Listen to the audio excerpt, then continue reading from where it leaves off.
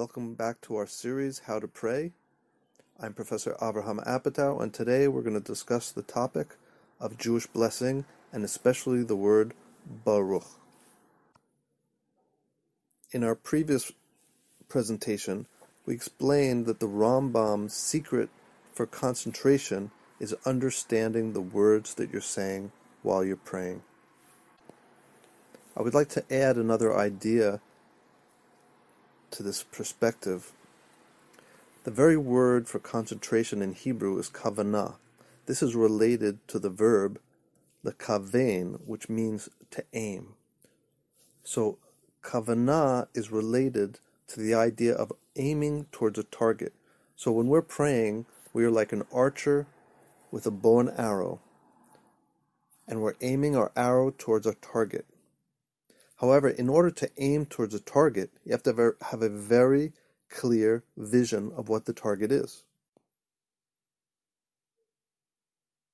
In the Jewish tradition, this becomes somewhat difficult because, as I said in the previous presentation, our tradition is 3,000 years old, and in each generation, new ideas, new connotations to words emerge, new visions of spirituality, new expressions, new creative understandings. That's what makes the Torah so wonderful. It's alive and it's growing and evolving.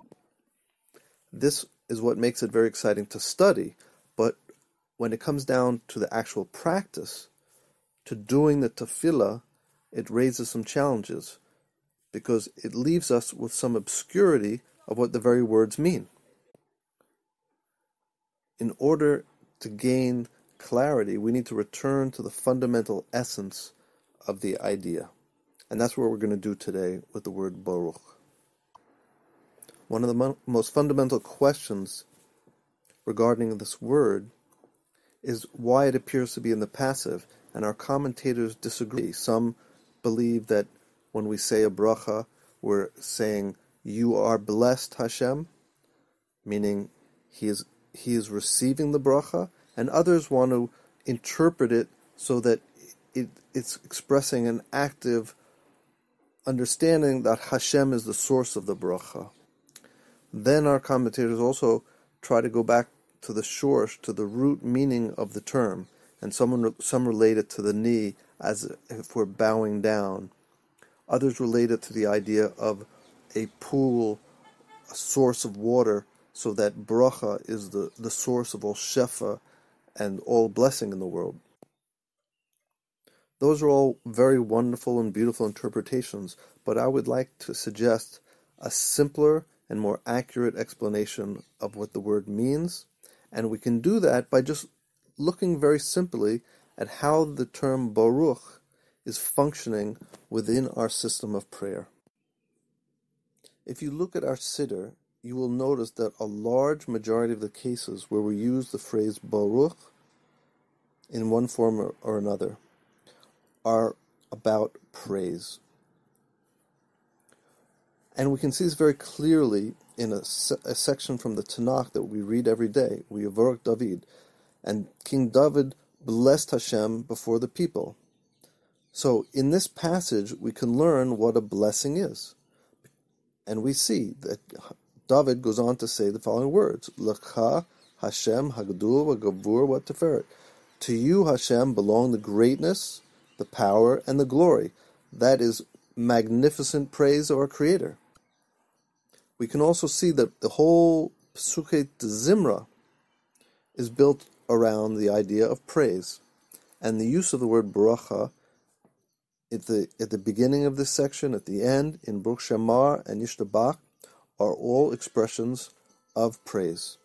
But not only that, if you look throughout the Siddur and a great portion of Tanakh, you'll see that this word can be directly related to praise. There are other uses of this word Baruch, of course. Hashem blesses the Shabbat. He blesses His creatures to be fruitful and multiply. And what I would like to suggest is that the broader meaning of the term Baruch is to use the power of speech positively. For the Creator He uses his positive speech to bring shefa and life force into the world. For a human being, the positive use of our speech is praise. We can see very clearly that the opposite of blessing is curse. What is to curse? To curse is to use the power of speech in a very negative way. So when we compare the opposites, it becomes very clear that blessing is directly related to praise.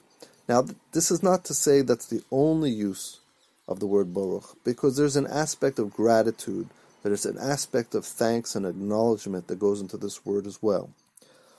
But the key fundamental idea behind the use of the word in our siddur and in our system of prayer, I believe, is praise.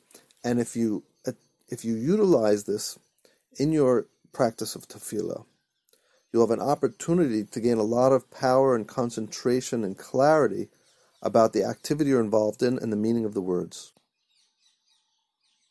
But it's not just the theory, it's the actual practice and experimentation in your life that's what's most essential. And I would like you to give your attention to one idea.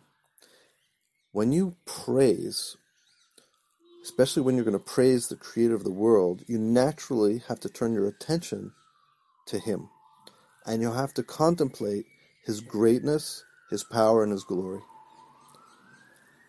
Not only that, you have to acknowledge the proper relationship between you as a creature, as a created being, and your creator. That relationship is one in Hebrew is called yira. That is the state of awe and reverence. I would like to suggest that when we enter into that state of awe and reverence, it puts us into an elevated and expansive state of mind. Imagine if you're standing in front of the Grand Canyon, looking out upon the precipice, the remarkable depth and majesty of this natural wonder in the world. You would be in an awesome state of mind. In a similar way, when we contemplate the Creator and His greatness, we should be seeking to try to cultivate a similar state of mind of something so powerful, so beyond us, something beyond our understanding and comprehension. So much so that it just makes us want to go, wow, just like when we're looking at the Grand Canyon. That state is the state of openness, and that's the state that allows us to enter into a closer relationship with our Creator.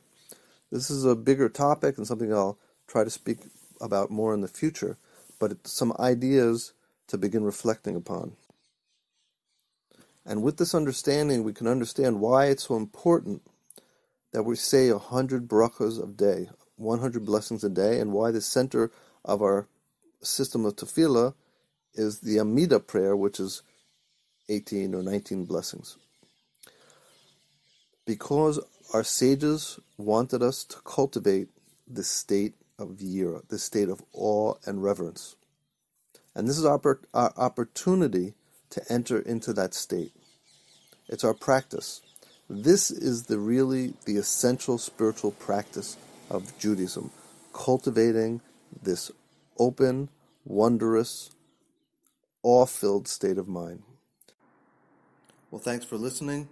Please subscribe and check back for more presentations in our series, How to Pray.